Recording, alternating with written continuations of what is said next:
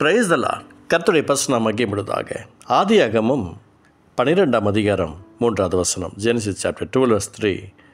உன்னை ஆசீர்வதிக்கிறவர்களை ஆசீர்வதிப்பேன், உன்னை சபிக்கிறவனை சபிப்பேன், பூமியில் உள்ள வம்சங்களெல்லாம் உனக்குள் ஆஸ்வதிக்கப்படும். கர்த்தர் அழகாக பேசுகிறார். அவர் சொல்லுகிற வார்த்தைக்கு என்றைக்குமே ஒரு அற்புதம் இருக்கிறது, அதிசயம் இருக்கிறது. சில நேரங்களில் கர்த்தருடைய வார்த்தையை பெற்றுக்கொண்டு சுமந்து கொண்டு போகிற ஒரு ஊழியர் இருக்கிறார், ஒரு விசுவாச பிள்ளைகள் இருக்கிறாங்க. அவங்க பணக்காரரோ ஏழையோ, அவங்க வசதி படைத்தவர்களோ வசதி படைக்காதவர்களோ, அறிவு நிறைந்தவர்களோ அறிவு நிறையாதவர்களோ, அது நமக்கு அவசியம் இல்லை. ஆனால் வசனம் சொல்லிக்கிறது, உன்னை ஆசீர்வதிக்கிறவர்களை நான் ஆசீர்வதிப்பேன். நிறைய பேருடைய வாழ்க்கை ஆசீர்வாதத்தை சூழ்ந்து கொள்வது இப்படி தான்.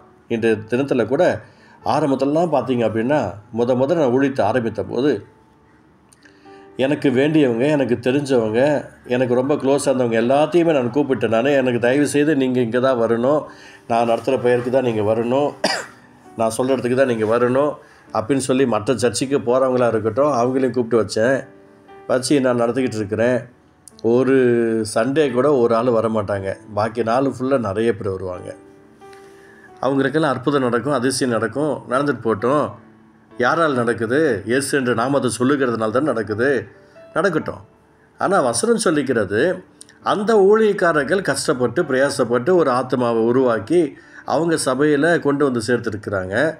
இப்போ கர்த்தர் எனக்கு ஊழியத்தை கூப்பிட்டாரு, இப்போ நான் வந்துட்டேன், நான் சொல்கிறத நீங்கள் கேட்கணும், எல்லாம் என் சர்ச்சுக்கு தான் நீங்கள் வரணும், நான் சொல்கிறதுக்கு தான் நீங்கள் வரணும் அப்படின்னு நான் சொல்கிறதுனால உடனே ஆண்டவர் அற்புதம் செய்வாரா? செய்ய முடியாது, செய்ய மாட்டார்.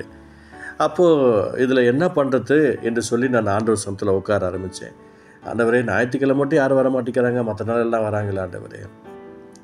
மற்ற சபையில் இருக்கிற ஜனங்களை கூப்பிடாத, மற்ற புது ஜனங்களை கூப்பிடு, எந்த சர்ச்சுக்கும் போகாதவங்களை கூப்பிடு, இவங்க தேவையில்லை என்று சொல்லி கர்த்தர் பேசினார். அதுக்கப்புறம் தான் என் லைஃப் ஸ்டைலே மாற ஆரம்பிச்சது. உன்னை ஆசீர்வதிக்கிறவர்களை ஆசீர்வதிப்பேன், உன்னை சபிக்கிறவனை சபிப்பேன், பூமியில் உள்ள வம்சங்களை உனக்குள் ஆசீர்வதிக்கப்படும். இன்றைக்கி என்னை ஆசீர்வதிக்கிறவர்களை கர்த்தர் ஆசீர்வதிக்கிறார். என்னைய கேவலமாக பேசினவங்க ஒருத்தர் குடும்பத்தில் இன்றைக்கி சந்தோஷம் கிடையாது, சமாதானம் கிடையாது, நிம்மதி கிடையாது, அமைதி கிடையாது. என்னை சபித்தவங்களை கர்த்தரே சபிக்கிறார். அந்தளவுக்கு அவருடைய சத்தத்துக்கு சிதுக்கு செவி கொடுக்கிறேன். ஏன்? கர்த்தர் ஆபிராமை நோக்கி அவர் சொல்கிறார் பாருங்க, உன் தேசத்தையும் உன் இனத்தையும் உனக்கு தகப்பனுடைய வீட்டையும் விட்டு புறப்பட்டு நான் உனக்கு காண்பிக்கிற தேசத்துக்கு போன்னு சொல்கிறார். தேவனுடைய சத்தத்துக்கு நான் கீழ்ப்படிந்தேன், அவருடைய வார்த்தைக்கு கீழ்ப்படிந்தேன். ஆண்டவர் எனக்கு என்ன சொல்கிறோம் அந்த சத்தத்துக்கு நான் கீழ்ப்படிந்த நிமித்தமாக என்னை ஆசீர்வதிக்கிறவர்களை, என் கண்ணுக்கு தெரிஞ்சு கண்ணுக்கு தெரியாதவையோ என்னை ஆசீர்வதிக்கிறவர்களை ஆட்டோமேட்டிக்காக கர்த்தர் ஆசீர்வதிக்கிறார். அது யாராக இருக்கட்டும், அவங்க எந்த நாடாக இருக்கட்டும், எந்த ஸ்டேட்டாக இருக்கட்டும், எந்த டிஸ்ட்ரிக்டாக இருக்கட்டும், எந்த வில்லேஜாக இருக்கட்டும், என்னை ஆசீர்வதிக்கிறவர்களை கர்த்தர் ஆசீர்வதிக்கிறார். என்னை சபிக்கிறவங்களை அவங்க யாராக இருக்கட்டும் கர்த்தரே சபிக்கிறார். இந்த வார்த்தையை உங்களுக்கு நிச்சயமாக ஒரு ஆழமாக கொண்டு செல்லணும்னு நினைக்கிறேன். ஆஃப்டர் ஆல் எனக்கே எப்படின்னா, என்னையை போல் எத்தனையோ பேர் கர்த்தருடைய சத்தத்துக்கும் சித்தத்துக்கும் செவிக்கெடுத்து உண்மையாக அவருக்காக ஓடுன்னு நினைக்கிறவங்க ஓடிக்கிட்டு இருப்பாங்க இல்லையா? இப்போ கொஞ்சம் யோசித்து பாருங்களேன். ஏன் உங்கள் குடும்பத்தில் பிரச்சனை வருது? ஏன் உங்களுக்கு கஷ்டம் வருது? ஏன் உங்களுக்கு துன்பம் வருது? ஏன் இந்த பிரச்சனையில் நீங்கள் தடுமாற்றிக்கிறீங்க? யாரோ ஒருத்தரை நீங்கள் சபிச்சிட்டீங்க. ஏன் உங்களுக்கு இந்த தேவைகள் சந்திக்கப்பட்டுச்சு? எப்படி இந்த கடன்கள்லாம் மாறுச்சு? எப்படி உங்களோட பிரச்சனைகள்லாம் மாறுச்சு? யாரையோ ஒருத்தரை நீங்கள் ஆசீர்வச்சிருக்கிறீங்க. அப்போ சாபமான காரியங்களும் உங்கள்கிட்ட இருக்கிறது, ஆசுதமான காரியங்களும் உங்கள்கிட்ட இருக்கிறது. நம்மள்கிட்ட தான் அந்த எல்லா விஷயங்களையும் செயல்படுத்தி கொண்டு இருக்கிறது. நம்ம தாங்க கொஞ்சம் கவனமாக இருக்கணும். நான் இந்த வார்த்தையினால் உங்களை நான் தேற்றுவதற்காக சொல்லலை. மற்றவங்களை நீங்கள் எப்படி பார்க்குறீங்கன்றதை பாருங்கள். இந்த வார்த்தை மற்றவங்களுக்கு பேசுங்க.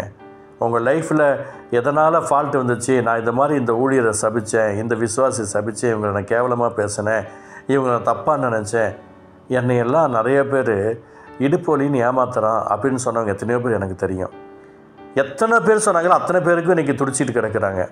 அதுவும் ஒரு சிலர்லாம் ஓப்பனாகவே என்கிட்ட சொன்னாங்க, மன்னிச்சிக்கோங்க, நான் உங்களை சொன்னேன், கடைசியில் நீங்கள் நல்லா இருக்கிறீங்க, நான் படுத்த படிக்க ஆகிட்டேன் அப்படின்னாங்க. இந்த மாதிரி நிறைய பேரை நான் பார்த்துருக்கிறேன். உன்னை சபிக்கிறவனை சபிப்பேன் என்று கர்த்தர் சொல்லிக்கிறார்.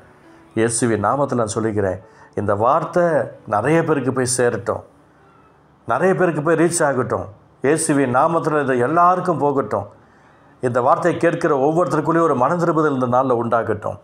என்னை ஆண்டவர் அழகாக சொல்லிக்கிறார், உன்னை ஆசீர்வதிக்கிறவர்கள் ஆசீர்வதிப்பேன், ஆட்டோமேட்டிக்காக ஒரு ஆசீர்வாதம் வந்துடும். நீங்கள் நல்லா இருங்க, நீங்கள் நல்லா இருப்பீங்க, கவலைப்படாதீங்க, நீங்கள் தைரியமாக இருங்க, அந்த ஆண்டவர் உங்களுக்கு சப்போர்ட்டாக இருப்பார் அப்படின்னு என்னை பார்த்து சொன்னவங்க எத்தனையோ பேர் இருக்கிறாங்க.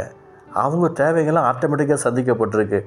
நான் ப்ளஸ் பண்ணேன், நான் அவரோட கூட நான் பேசிகிட்டு இருந்தேன், எனக்கு ஒரு அற்புதம் நடந்துச்சுன்னு சொன்னவங்களாம் எத்தனையோ பேர் எனக்கு தெரியும். எனக்கு பிரியமானவர்களே, இயேசுவின் நாமத்தில் இந்த வார்த்தையை உங்களுக்கு ஒரு ஆசீர்வாதத்தை உண்டாக்கி நான் நம்புகிறேன். நீங்களும் மாற்றத்தை உருவாக்குங்கள். கர்த்தர் பெரிய காரியம் செய்வார். அப்பா, நீர் அற்புதம் செய்வதற்கு ஸ்தோத்திரம். ஆசீர்வதியும் பெரிய காரியம் சம உண்டாக்கட்டும். இயேசு நல்ல பிதாவே, ஆமென், ஆமென்.